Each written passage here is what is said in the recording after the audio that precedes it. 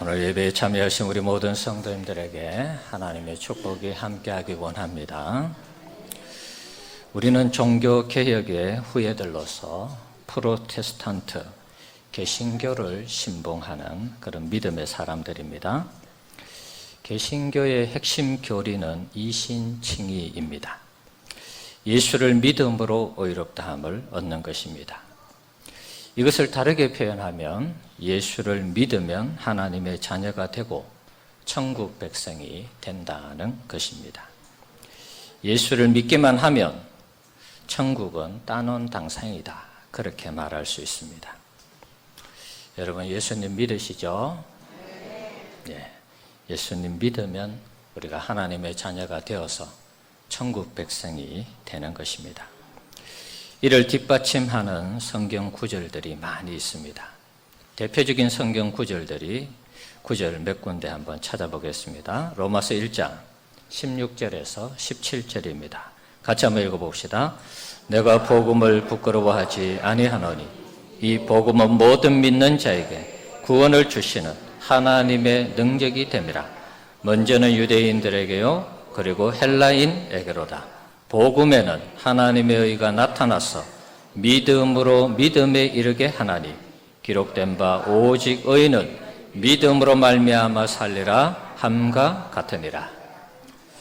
16절, 27절 말씀을 보면 복음이라는 거, 예수를 믿는 이 복음에는 구원을 주시는 하나님의 능력이 있다.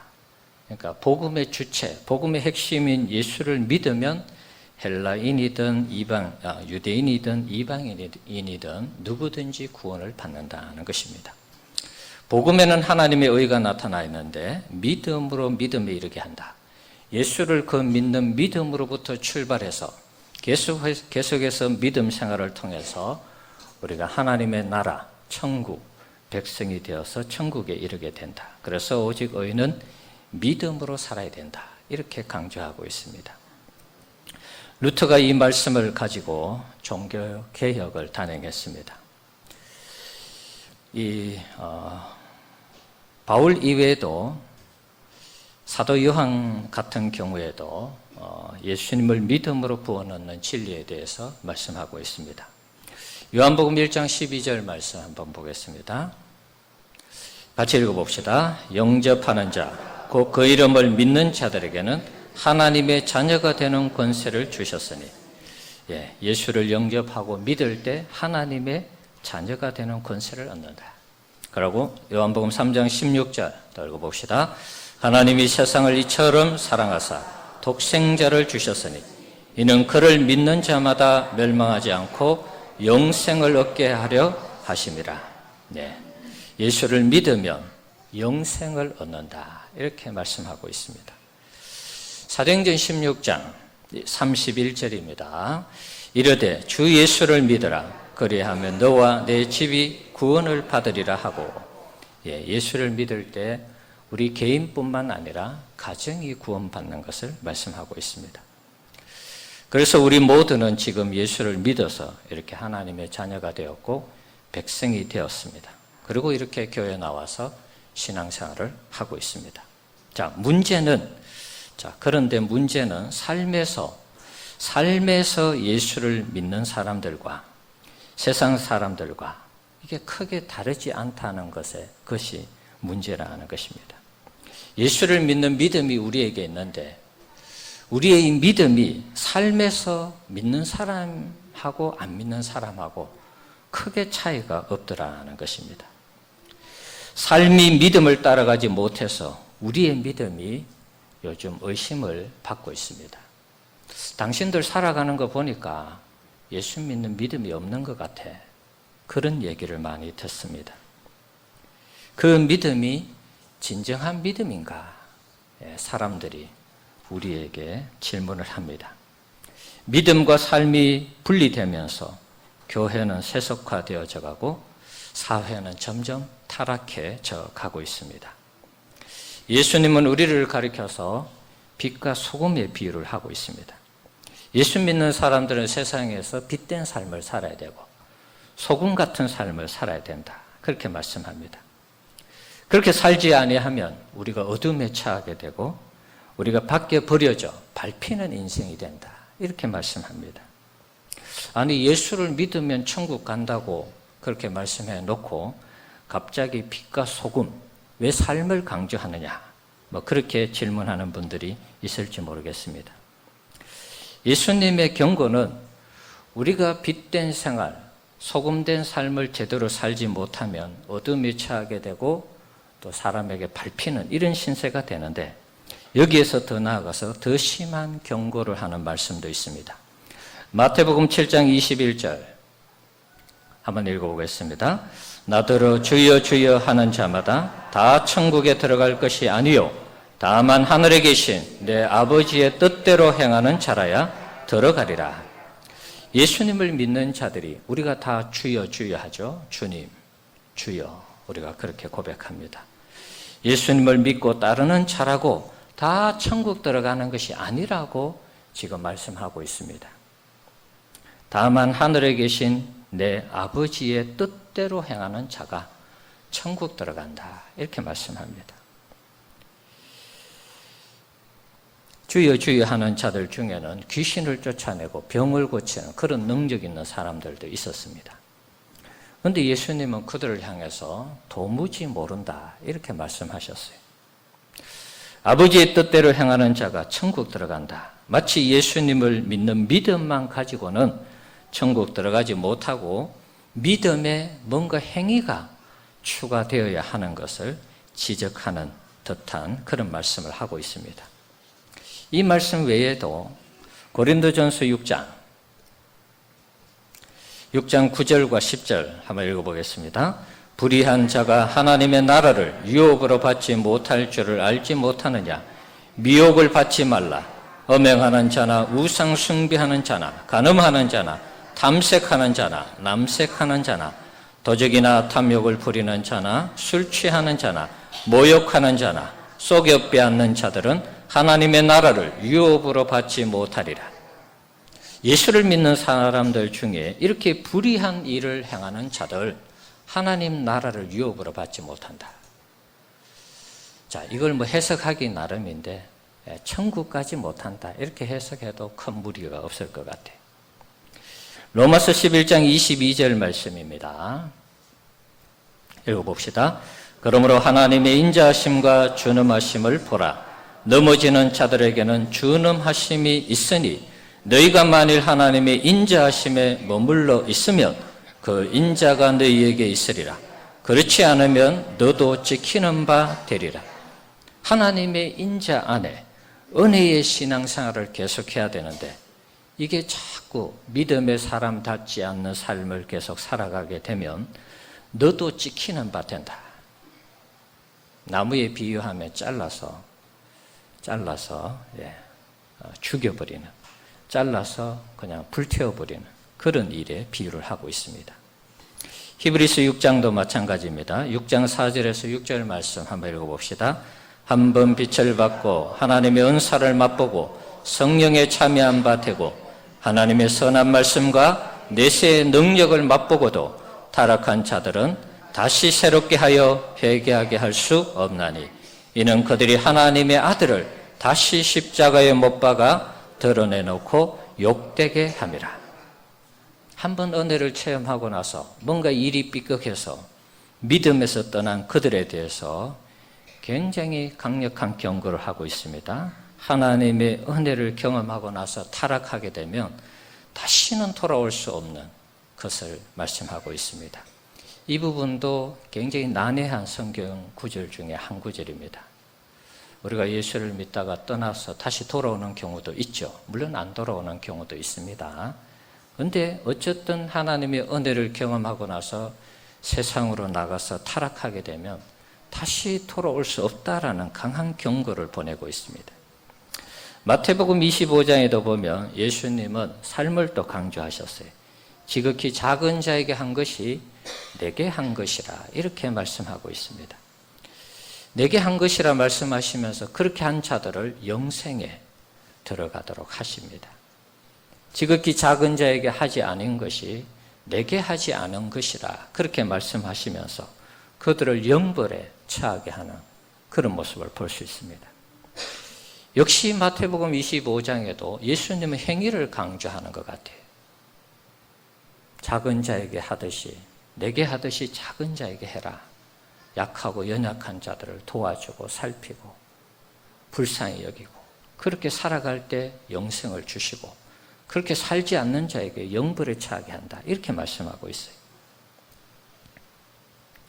마치 행위가 구원을 판결하는 그런 말씀을 하고 있습니다. 앞에서 쭉 살펴본 말씀들의 공통점이 무엇입니까? 우리가 잘 믿다가 뭔가 잘못해서 죄를 짓고, 아니면은 우리가 믿음 생활을 하면서 그 믿음에 대한 삶이 따라주지 않는 그런 신앙생활을 할 때 구원에서 멀어질 수 있고 하나님의 심판을 받을 수 있다는 것입니다. 그러면 뭐죠? 헷갈리죠, 여러분? 믿음으로 구원을 얻는다라고 분명히 말씀해 놓고 중간중간에 이런 말씀들이 있어요. 앞에 읽었던 우리 말씀들 굉장히 우리에게 섬뜩하게 다가오는 말씀들입니다. 신앙생활 제대로 안 하면 우리가 하나님께 버림을 받고 불태움을 당하고 지옥에 떨어지는구나, 이런 생각이 들죠. 뭔가 앞뒤가 안 맞는 듯한 그런 말씀이 소개되고 있습니다. 우리의 구원이 행위에 있지 않다라고 말씀하는데 행위를 자꾸 강조하고 있습니다. 에베소서 2장 8절과 9절 내용 또 한번 읽어보겠습니다. 너희는 그 은혜에 의하여 믿음으로 말미암아 구원을 받았으니 이것은 너희에게서 난 것이 아니요 하나님의 선물이라. 행위에서 난 것이 아니니 이는 누구든지 자랑하지 못하게 함이라. 우리의 구원이 행위에서 난 것이 아니라고 강조하고 있습니다. 믿음으로 말미암아 구원받아서 하나님의 은혜의 선물을 받은 것으로 그렇게 말씀합니다. 그런데 왜 성경 여러 군데에서 행위를 자꾸 강조하는 것일까요? 오늘 본문도 마찬가지죠. 우리가 오늘 읽었던 야고보서 2장 14절, 내 형제들아 만일 사람이 믿음이 있노라 하고 행함이 없으면 무슨 유익이 있으리요? 그 믿음이 능히 자기를 구원하겠느냐? 행위가 따라주지 아니하는 그 믿음으로 구원받지 못한다. 야고보 기자는 이렇게 말합니다.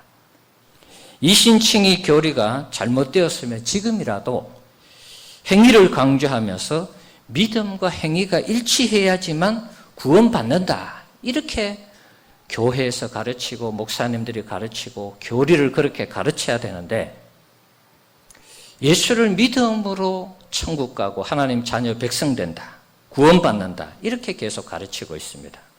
그럼 이게 어떻게 된 것일까요, 여러분? 우리 모두가 예수를 믿는 것은 틀림없는 사실입니다. 여러분 예수님 다 믿으시죠? 네, 다 예수님을 믿습니다. 자, 하지만 그 믿음이 우리의 삶을 지배하는, 우리의 삶을 통제하는 믿음이냐, 믿음이 아니냐, 여기에 문제가 있는 것입니다. 예를 들어서 야고보서 2장 16절에서 26절의 내용을 여러분 눈으로 한번 보십시오. 오늘 읽은 본문 이하의 내용을 한번 보시면 우리의 믿음이 진짜 믿음인지 가짜 믿음인지 점검하는 4가지 예화가 소개되고 있습니다. 첫 번째는 어려운 형제가 있습니다. 어려운 형제. 먹지 못하고 혹은 뭐 요즘 같으면 더운데 집에 에어컨이 없어서 잠을 못 자는 사람도 해당될 수 있습니다. 먹지 못하고 힘들어하는 그런 사람들에게 말로 야, 좀 에어컨 켜고 자지. 에어컨이 없는데 에어컨 켜고 자라는 거예요. 배를 굶고 있는 사람에게 밥 좀 먹지. 밥은 주지도 않으면서 왜 밥 먹고 다니지 밥 안 먹고 다녀, 그런다는 것입니다. 형제 자매에게 쓸 것을 주지 아니하며 그 말이 무슨 유익이 있겠느냐 하는 것입니다. 전혀 도움이 안 된다는 것입니다. 그러면서 2장 17절에 뭐라고 그럽니까? 이와 같이 행함이 없는 믿음은 그 자체가 죽은 것이라. 형제를 도와주지 않으면서 립서비스로 말로만 하는 것, 그것은 믿음 있는 사람의 모습이 아니다. 예수를 믿는다면 그 믿음에 대한 행동, 삶, 실천이 따라야 된다. 이것을 강조하고 있는 것입니다. 두 번째 예화로 든 게 무엇입니까? 귀신입니다. 귀신도 하나님을 믿고 뜬다라고 기록하고 있습니다. 그런데 귀신이 하나님을 경배합니까? 하지 않습니다. 귀신이 하나님의 말씀에 순종합니까? 하지 않습니다. 그래서 20절에 뭐라 그럽니까? 아, 허탄한 사람아, 행함이 없는 믿음이 헛것인 줄 알고자 하느냐? 헛것인 줄 모르느냐? 그런 반문이죠. 세 번째 예화를 든 사람이 아브라함입니다. 아브라함은 이삭을 바치라. 그렇게 하나님 앞에 말씀을 들었죠. 모리아산으로 가서 아브라함은 이삭을 모리아산에 데리고 가서 정말 잡으려고 했죠. 번제로 드리려고. 그래서 뭐라 그럽니까? 그 바치는 행동을 통해서 그가 의롭다 하심을 인정받은 것이 아니냐. 그래서 2장 22절에 뭐라고 되어 있습니까? 내가 보거니와 믿음이 그와 함께 일하고 행함으로 믿음이 온전하게 되었느니라. 아브라함이 하나님을 믿는 그 믿음 속에 아들을 바치고자 하는 결단, 행동이 있었기 때문에 믿음의 조상으로 인정받았다는 것입니다. 믿음이 그 행함과 함께 일할 때 그 믿음이 온전한 믿음이 된다라고 강조하고 있습니다. 네 번째 예를 든 게 누굽니까? 기생 라합입니다.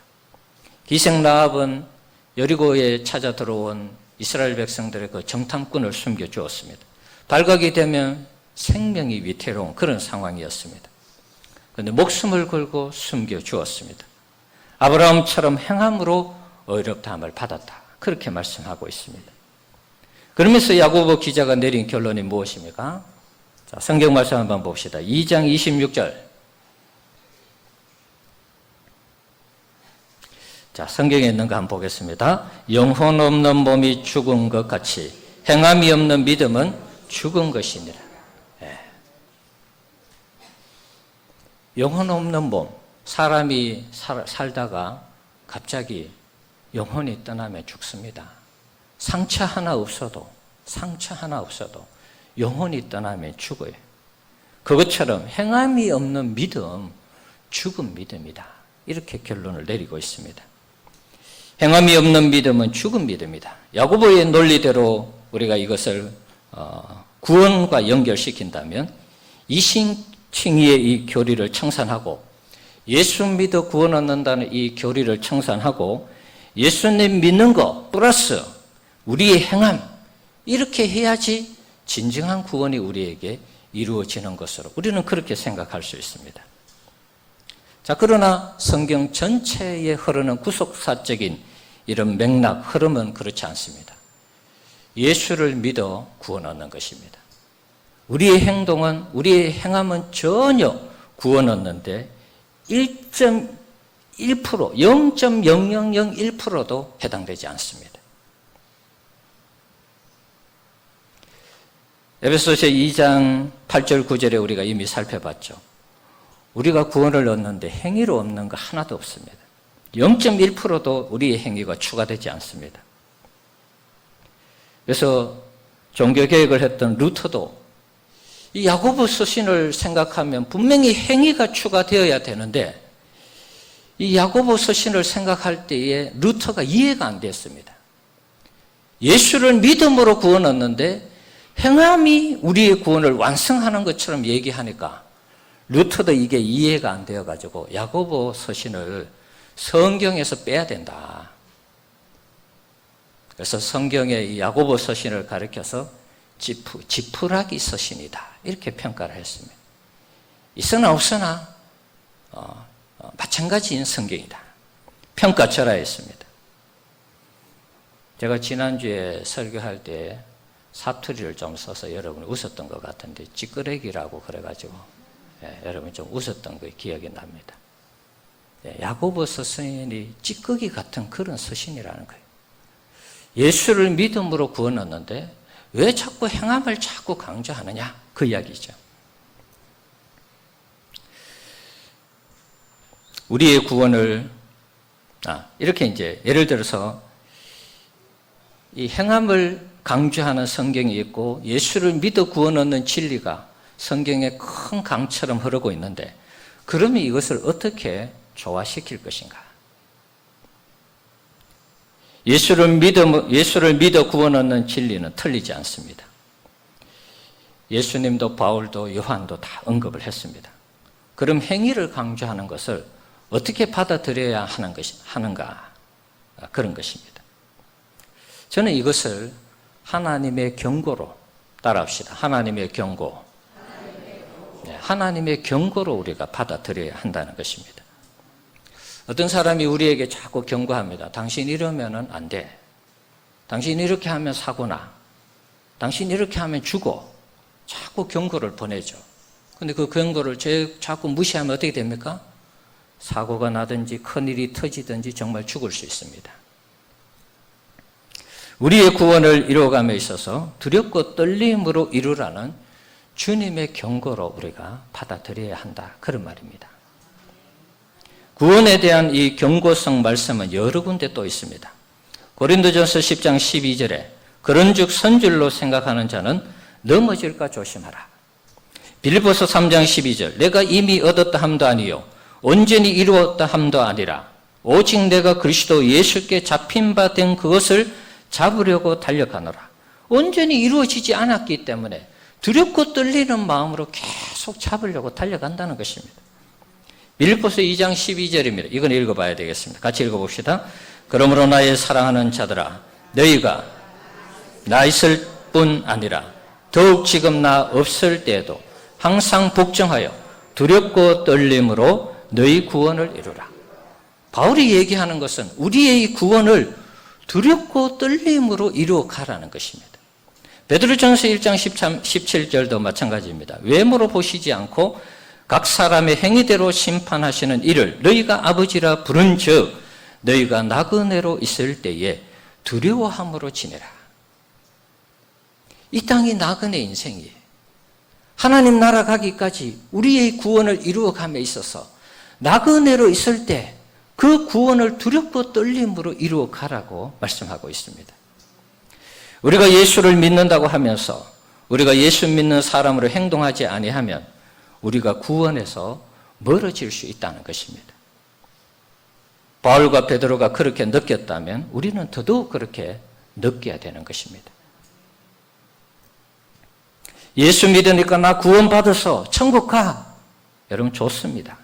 하지만 그 구원이 우리의 삶의 결음과 나태함으로 이어지게 하고 더 나아가서 예수 믿는 사람으로서의 책임과 의무를 소홀하게 한다면 그 구원은 중간에 부도날 수 있다는 것입니다.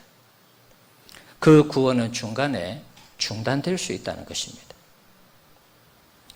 목사님 오늘 아침에 우리를 굉장히 겁주시는데 목사님도 알듯이 성도의 견인이라는 교리 있지 않습니까? 성도의 성화라는 교리 있지 않습니까? 있지요, 여러분. 있습니다. 하지만 이것도 하나님의 경고를 두려워하며 삶을 고치고 바꿀 때 가능한 것입니다.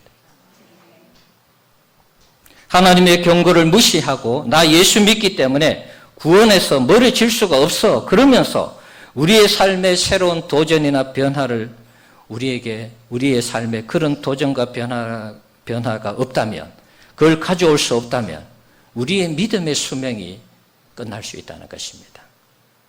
중단될 수 있다는 것입니다. 예수를 믿음으로 구원 얻는 교리가 우리의 신앙을 성화시키지 못하고 우리가 날마다 하나님 앞에 우리 자신을 부인하게 하지 못하며 십자가의 삶을 거부하는 삶으로 나타난다면 그 믿음은 이미 병든 믿음이고 그 믿음은 더 이상 역사하지 않는 믿음인 것입니다. 내가 예수를 믿는다고 하는데 내 삶에 어떤 변화도 찾아오지 않아요. 내 삶에 어떤 변화도 이 삶이 고쳐지지 않아요. 그리고 두렵고 떨리는 마음도 없어요. 이미 구원 받았는데 내가 죄 지으면 예수님한테 가서 용서받고 그러면 또 신앙생활 하면 되지 뭐. 그런 생각할 수 있습니다. 너무나 우리가 안이하게 신앙생활하는 그런 부분이 있다는 것입니다. 예를 들어 보겠습니다. 요즘 고속도로를 달리면은 끔찍한 섬찟한 문구들이 많이 있죠. 졸음을 방지하기 위해서 많은 현수막을 도로공사에서 걸어놨습니다. 거기에 나오는 내용들을 소개하면 이런 게 있습니다. 깜빡 졸음, 번쩍 저승. 깜빡 졸다가 한순간에 저승으로 간다는 거예요. 그러니까 정신 차려서 운전하고 졸음이 오면 쉬었다 가라. 그 이야기죠. 또 있어요. 졸음 운전, 목숨을 건 도박입니다. 졸음에 우리의 목숨을 걸고 도박한다. 그런 말이죠. 졸음 운전, 죽음을 향한 질주입니다. 막 달리다가 깜빡 졸면 죽는다는 것입니다. 겨우 졸음에 목숨을 거시겠습니까? 깜빡하는 그 졸음 잠시 쉬었다 가면 되는데 거기에 목숨을 걸고 달린다는 거예요. 졸음 운전의 종착지는 이 세상이 아닙니다. 졸음 운전하면 죽는다는 그런 경고죠. 저도 운전을 해보지만 고속도로를 달리다 보면 급한 일이 있으면 잠이 와도 막 달리는 것입니다. 빨리 그 시간에 맞춰 가기 위해서. 그러면 졸 수 있는 거죠, 진짜. 옆에 쉼터가 있고 휴게소가 있어도 다음에 가서 쉬지 뭐. 조금 지나면 괜찮겠지 뭐. 그러고 달리는 것입니다. 그게 진짜 위험한 것입니다. 눈꺼풀이 내려올 때는 뭐 누구도 막을 수 없다 그러잖아요. 정말 깜빡하다가는 죽는 것입니다. 2016년 7월 달에 관광버스 기사가 졸다가 승용차를 덮쳐서 4사람, 여성 20대 4사람이 죽었습니다. 그 화면 한번 보여주실래요? 여러분도 그 영상 보면서 끔찍했을 것입니다. 저 영상이죠. 플레이를 누르세요. 졸아서 다 보셨잖아요. 보셨는데도 지금 또 놀라시죠. 멈춰야 되는데 승용차를 그냥 그대로 추돌했어요. 그런데 저 버스 기사는 살았어요. 들이받친 저 승용차에 4사람이 그 자리에서 죽었습니다. 됐습니다. 무서운 일이죠, 여러분. 졸음 운전하면 안 된다고 고속도로 주변에 계속해서 경고의 문구를 달고 있습니다. 그런데도 졸음 운전을 그냥 뭐 괜찮겠지 그러다가 이렇게 달리다가 죽은 거예요. 여러분, 고속도로에 있는 이 졸음 문구, 어떤 사람은 너무 끔찍하다, 혐오스럽다 그러면서 없애야 된다, 그런 얘기하는 사람들도 있습니다. 자, 하지만 졸음 운전으로 이런 사고가 난다면 더 많은 문구를 달아야 되겠죠. 사실 여러분, 졸음 운전한다고 해서 다 죽는 거 아닙니다, 여러분. 진짜 깜빡하다가 일어났는데 차가 앞에 있어요. 급브레이크 밟고 급정지해서 살 수도 있습니다. 깜빡했는데 차가 뭐 예를 들어서 살짝 부딪혀서 그냥 옆으로 가다가 튕겨나가면서 차가 빙 돌면서 서는 경우도 있어요. 하지만 깜빡하는 것을 자꾸 졸음 운전하지 말라고 경고하는데도 또 뭐 괜찮겠지, 잠깐 뭐 졸다가 깨겠지 그러고 가다가 괜찮겠지 하다가 죽는 것입니다. 우리 신앙도 여러분 마찬가지인 것입니다. 우리는 예수를 믿음으로 구원 얻습니다. 하지만 그 구원은 완성된 구원이 아닙니다. 이미와 아직의 긴장관계 속에서 우리는 개인적인 종말을 포함해서 주님이 오시는 우주적인 종말까지 우리는 날마다 우리의 구원을 두렵고 떨림으로 이루어가야 하는 것입니다. 아직 구원이 완성된 것이 아니기 때문에 천국문에 이를 때까지 깨어서 신앙생활을 해야 되는 것입니다. 다르게 이야기하면 예수를 믿는 그 믿음에 대한 삶이 반드시 따라야 된다는 것입니다. 나 구원받았기 때문에 예수 믿는 사람으로 안 살아도 괜찮겠지. 계속 경고하는데 하나님이 바르게 살고 정말 구원을 떨림으로 이루어가며 살고 계속 경고하는데 괜찮겠지 하면 우리가 끝나는 것입니다.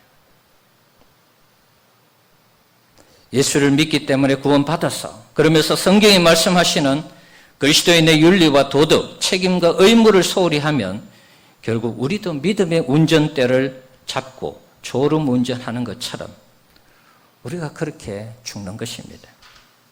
괜찮겠지. 구원으로, 믿음으로 구원 얻었는데 삶은 대충 살아도 괜찮겠지. 괜찮겠지. 그러다가 언젠가 우리가 영적 죽음을 맞이할 수 있다는 것입니다. 믿는 자는 반드시 믿음의 삶이 따라야 하는 것입니다. 내가 그렇게 살지 못할 때 여러분 경고의 말씀을 들어야 됩니다. 아, 내가 이렇게 살아서는 안 되겠구나. 여기서 돌이켜야 되겠구나. 내가 하나님 백성답게 살아야 되겠구나. 하나님이 원하는 뜻을 이루며 살아야 되겠구나. 그렇게 돌아서야지 괜찮겠지 또 뭐 회개하고 입에 발린 회개. 립서비스로 주님 앞에 주님 제가 한 주간 또 뭐 이런 죄를 지어서 용서해 주십시오. 이게 계속 반복되는 것입니다. 그러면 안 된다는 것입니다. 베드로후서 1장 5절에서 8절 내용입니다. 한번 읽어봅시다. 그러므로 너희가 더욱 힘써 너희 믿음의 덕을, 덕의 지식을, 지식의 절제를, 절제의 인내를, 인내의 경건을, 경건의 형제우애를, 형제우애의 사랑을 다하라. 이런 것이 너희에게 있어 흡족한즉 너희로 우리 주 예수 그리스도를 알기에 게으르지 않고 열매 없는 자가 되지 않게 하려니와. 예수를 믿는 이 믿음을 베드로는 보배로운 믿음에 비유하고 있습니다. 예수를 믿어 구원 얻는 이 믿음, 우리가 보배로운 믿음을 가졌는데 여기에만 머물면 안 되고, 내가 예수 믿어 구원 받았어, 여기에만 머물면 안 되고 계속 덕을 쌓고 지식을 쌓고 절제를 쌓고 인내와 경건과 형제우애, 사랑을 대해 가야 된다는 것입니다. 다른 말로 하면 믿음의 삶을 추가해 가야 된다, 그런 말입니다. 이런 것이 없게 될 때 어떻게 되나요? 자, 1장 9절 보여주세요. 읽어봅시다. 이런 것이 없는 자는 맹인이라 멀리 보지 못하고 그의 옛죄가 깨끗하게 된 것을 잊었나들.